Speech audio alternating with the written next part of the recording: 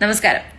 1985 ബോംബെ IITയിൽ നിന്ന് MTechും പഠിച്ചിറങ്ങി 1988 IPS ഓഫീസറായി ഔദ്യോഗിക ജീവിതം ആരംഭിച്ചിട്ട് ഇന്ന് ഗുജറാത്തിലെ രാജ്കോട്ട് സെൻട്രൽ ജയിലിൽ കഴിയുന്ന സഞ്ജീവ് ഭട്ട് എന്ന IPS ഉദ്യോഗസ്ഥന്റെ കഥ.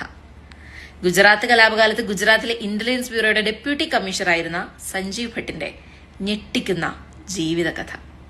2002 സെപ്റ്റംബറിൽ മുസ്ലിം വിഭാഗങ്ങൾക്കിടയിലെ ജനന നിരക്കിനെ കളിയാക്കിക്കൊണ്ട് നരേന്ദ്രമോദി ഒരു പ്രസ്താവന നടത്തി. അന്ന് ന്യൂനപക്ഷ കമ്മീഷൻ കേസെടുക്കുകയും ചെയ്തു. ന്യൂനപക്ഷ കമ്മീഷന്റെ ആവശ്യപ്രകാരം മോദിയുടെ പ്രസംഗത്തിന്റെ ട്രാൻസ്ക്രിപ്റ്റ് സഞ്ജീവ് ഭട്ട് തലവനായ സംസ്ഥാനത്തെ അന്നത്തെ ഗുജറാത്തിന്റെ ഇന്റലിജൻസ് ബ്യൂറോയുടെ സംസ്ഥാനത്തെ തലവനായിരുന്ന സഞ്ജീവ് ഭട്ട് ന്യൂനപക്ഷ കമ്മീഷന് കൈമാറുന്നു. തൊട്ടു പിന്നാലെ ഭട്ടിന്റെ പണിഷ്മെന്റ് ട്രാൻസ്ഫർ.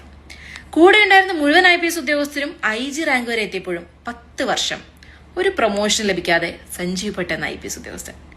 ഇനിയാണ് കഥയിലെ ട്വിസ്റ്റ്. ഗുജറാത്ത് കലാപത്തിൽ അന്നത്തെ മുഖ്യമന്ത്രിയായിരുന്ന മോദിയുടെ പങ്ക് കൃത്യമായി പറയുന്ന സത്യവാങ്മൂലം ഭട്ട് സുപ്രീം കോടതിയിൽ സമർപ്പിക്കുന്നു. ഗുജറാത്ത് കലാപം അന്വേഷിക്കാൻ പ്രത്യേക ടീമിനെ വെക്കണമെന്നാവശ്യപ്പെട്ടുകൊണ്ട് ഭട്ട് സുപ്രീം കോടതിയിൽ മറ്റൊരു ഹർജി നൽകുന്നു. ഇത് 2011 ജൂണിലാണ്.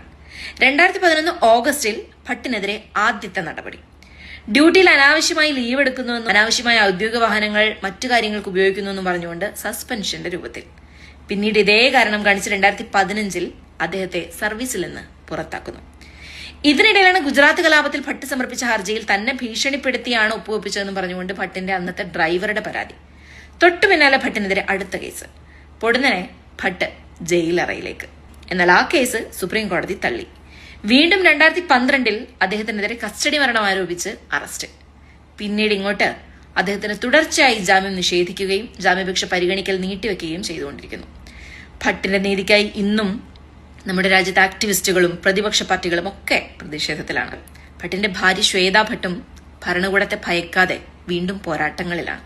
ഗുജറാത്ത് കലാപത്തിലെ മോദിയുടെ പങ്കിനെ കുറിച്ച് വെളിപ്പെടുത്തിയത് മുതൽ ചിലരുടെയൊക്കെ കണ്ണിലെ കരടായി മാറിയ IPS ഓഫീസറായി ജീവിതം തുടങ്ങി ഇന്ന് രാജ്കോട്ടിലെ സെൻട്രൽ ജയിലിൽ കുറ്റവാളിയായി കഴിയേണ്ടി വരുന്ന സഞ്ജീവ് ഭട്ട് എന്ന പോലീസുകാരന്റെയും അങ്ങനെ മറ്റു പലരുടെയും കഥ തുടരും.